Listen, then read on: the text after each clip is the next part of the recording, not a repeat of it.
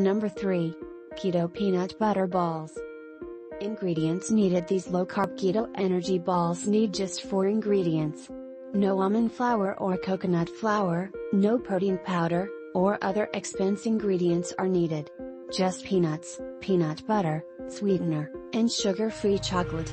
No sugar-added peanut butter. I buy the 2 packs of organic peanut butter from Costco, but any peanut butter that is only peanuts and salt is fine. Smucker's Natural is one that is easily found. Finely chopped roasted salsa peanuts, using roasted salsa peanuts in place of the Rice Krispies cereal in the original version gives these a nice texture and kicks up the peanut flavor.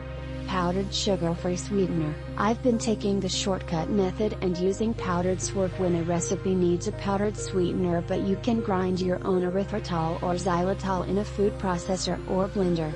Sugar-free chocolate. This recipe calls for a full 8-ounce bag of sugar-free chocolate chips, such as Lily's chocolate chips, if you'd like to completely cover the healthy peanut butter balls in chocolate. I know good sugar-free chocolate is not cheap, so alternatively you could roll these in cocoa powder and just do a drizzle of chocolate or roll them in coconut.